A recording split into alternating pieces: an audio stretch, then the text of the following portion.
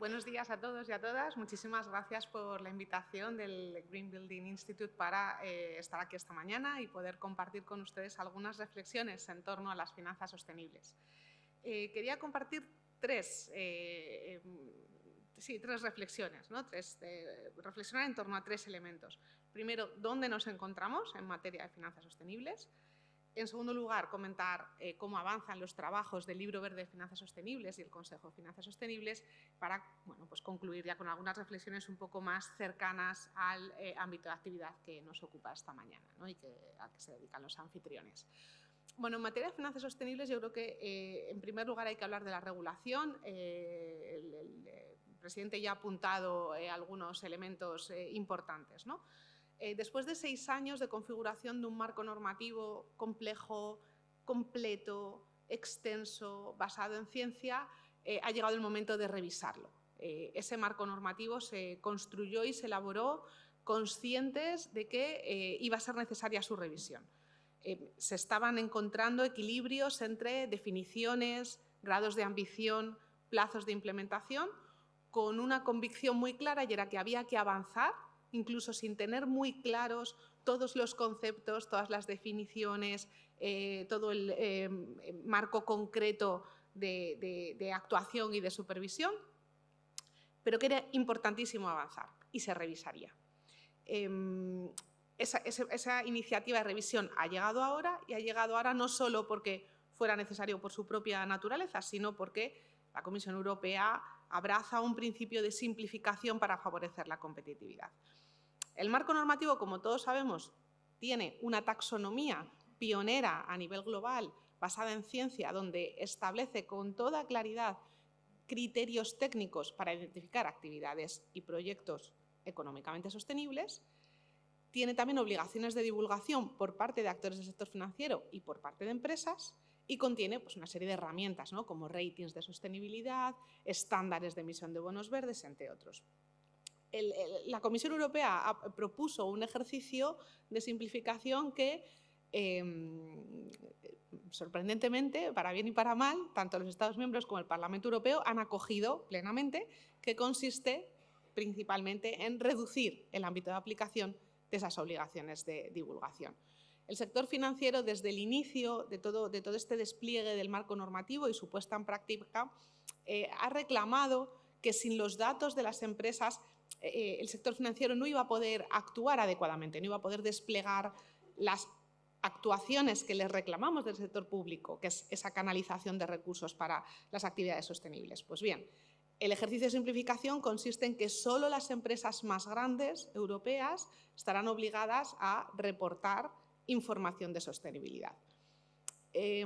Antes de esta revisión pensábamos que el impulso de la regulación iba a continuar no solo para la transformación del sector financiero que ya se ha producido, que ya se puede constatar, sino también para que desde las grandes empresas hasta las más pequeñas, en su cadena de valor, vamos a decir que la necesidad de reportar información de sostenibilidad que implica un diagnóstico y un ejercicio, a nuestro juicio, enormemente valioso por parte de la empresa, pues bien, este impulso de la regulación pues no parece que vaya a ser tan fuerte después de la reforma, ¿no? Quizá hubiera sido preferible un ejercicio de simplificación más centrado en el tipo de información que hay que reportar, dejarnos de 2.000 puntos de información, 1.800 y ir a 50, 20, 18 puntos de información, pero claves y fundamentales por parte de todas las empresas para mantener ese impulso de la regulación. En cualquier caso, esta es la situación en la que nos encontramos.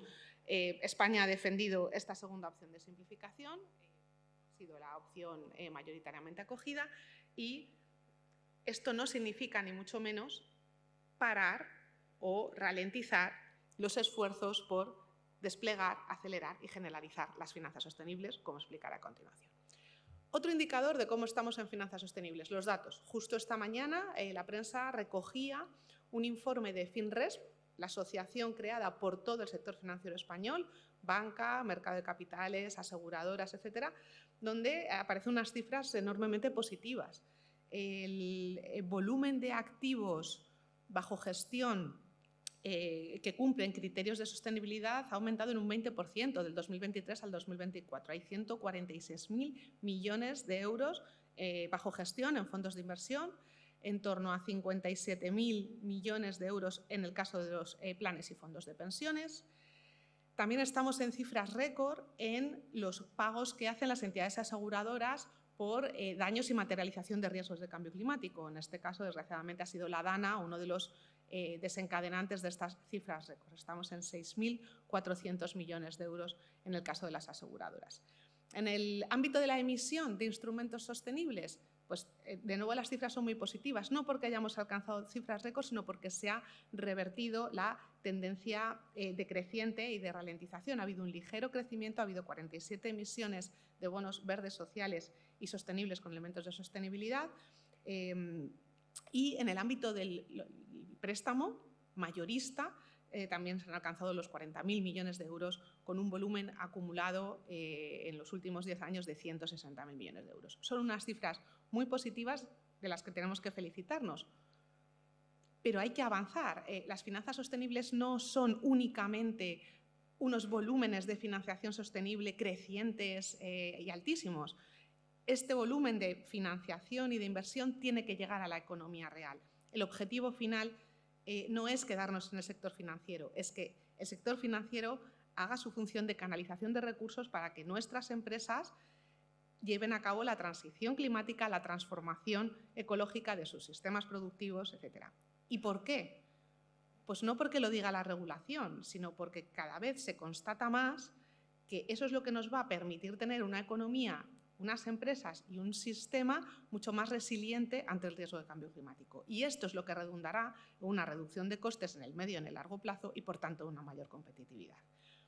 Esto que acabo de decir es lo que aparece en el Libro Verde para las Finanzas Sostenibles, publicado hace ya un año y un mes, donde en unos recuadros que hay al principio de la publicación del libro aparecen estas ideas y se añade además que el riesgo de cambio climático, que por su naturaleza, porque se estudia y se trabaja con él desde hace relativamente pocos años en comparación con lo que, por ejemplo, es el riesgo de crédito en los mercados financieros, que son siglos de trabajo con ese riesgo, implica, ¿no? o infunde en la economía una incertidumbre que hay que conocer, con la que hay que trabajar y la que hay que mitigar para evitar sus efectos negativos. Y además constata el Libro Verde que son las pymes el sector de nuestra economía más vulnerable al impacto negativo de ese riesgo de cambio climático y la incertidumbre. Por tanto, con todo este panorama, el Libro Verde propone una serie de acciones para acompañar al sector empresarial y al sector financiero en este trabajo, en este camino de transición climática, transformación ecológica, con colaboración de los dos sectores en la medida en la que el sector financiero cumple su función de proveer financiación y el sector empresarial lleva a cabo la transformación, la transición correspondiente.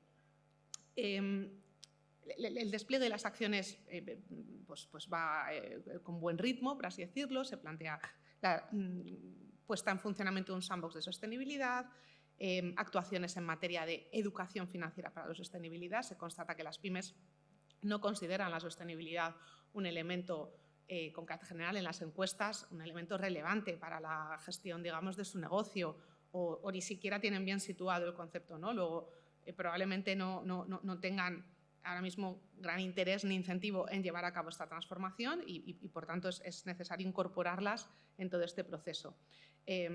También se están desplegando herramientas para facilitar la canalización de los fondos de recuperación. Quedan ya pocos meses, pero ahí sigue la línea verde del ICO, etc. Pero destacaría dos elementos fundamentales del despliegue del Libro Verde: la colaboración público-privada y el enfoque sectorial. Por mucho que tengamos un marco normativo completísimo y por mucho que podamos tener claro o parezca razonable que necesitamos aumentar nuestra resiliencia ante el riesgo de cambio climático como economía, desde el sector público no tenemos las certezas, no somos quienes podemos tener claro en la práctica cómo hay que hacer esto para que sea realmente eficaz.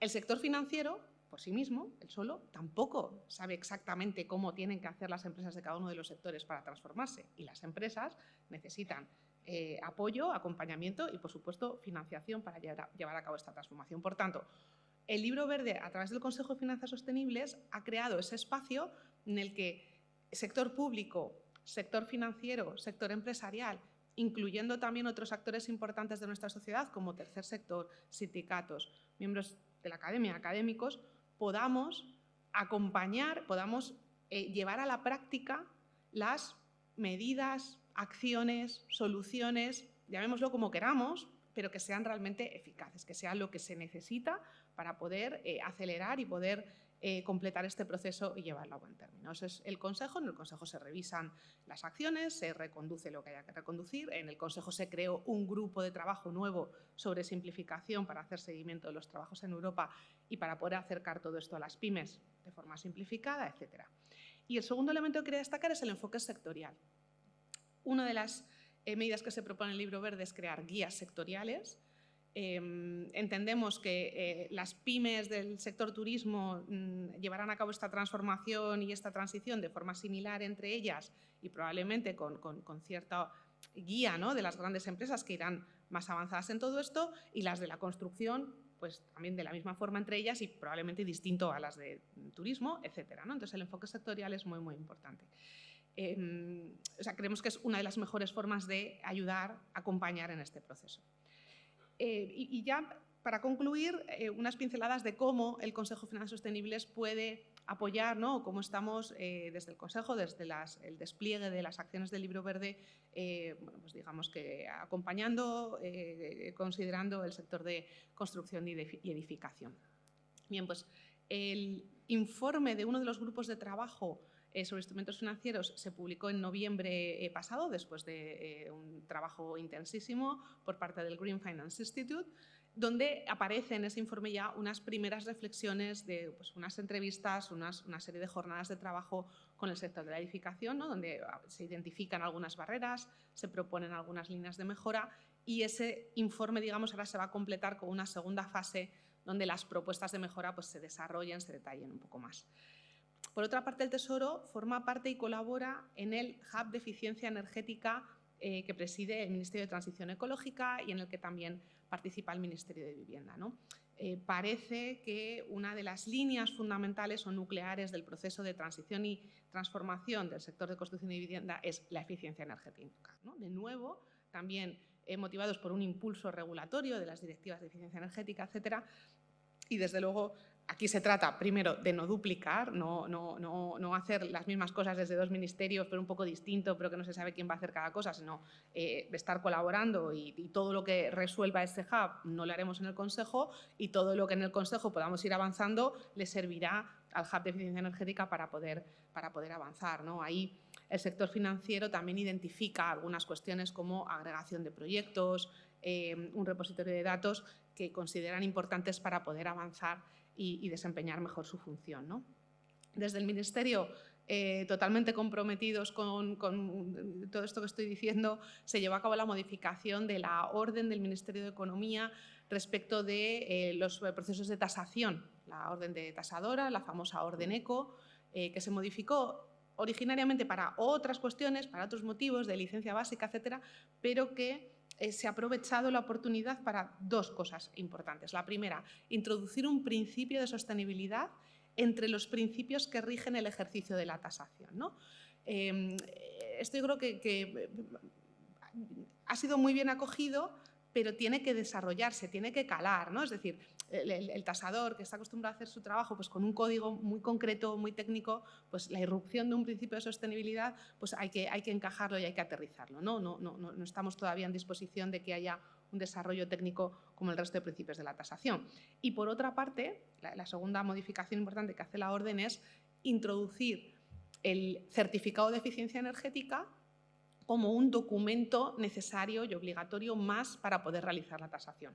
No dice la orden que el certificado de eficiencia energética como tal, o su calificación, su letra, vamos, tenga que impactar directamente en el precio. No es así, es documentación necesaria para poder emitirla. El mercado tendrá que evolucionar, el mercado tendrá que ir acogiendo estos principios, ir incorporando esta nueva información, pero lo que está claro es que sí necesitamos una estandarización en la información de los inmuebles que facilite financiación financiación, porque ese inmueble, por lo general, es la garantía real que acompaña un préstamo hipotecario o cualquier otro tipo de financiación bancaria, ¿no? Concluyo ya. El impulso de la regulación en materia de finanzas sostenibles ha sido una realidad durante los últimos años. Esperamos que siga siéndolo, pero si no lo es, estamos desplegando otras medidas, otros foros, otros espacios de colaboración público-privada que mantengan, refuercen ese impulso a las finanzas sostenibles, entendidas como la canalización de financiación para la transformación económica que necesitamos, que queremos para la mejora de nuestra economía en términos de resiliencia y en términos de competitividad. Muchísimas gracias.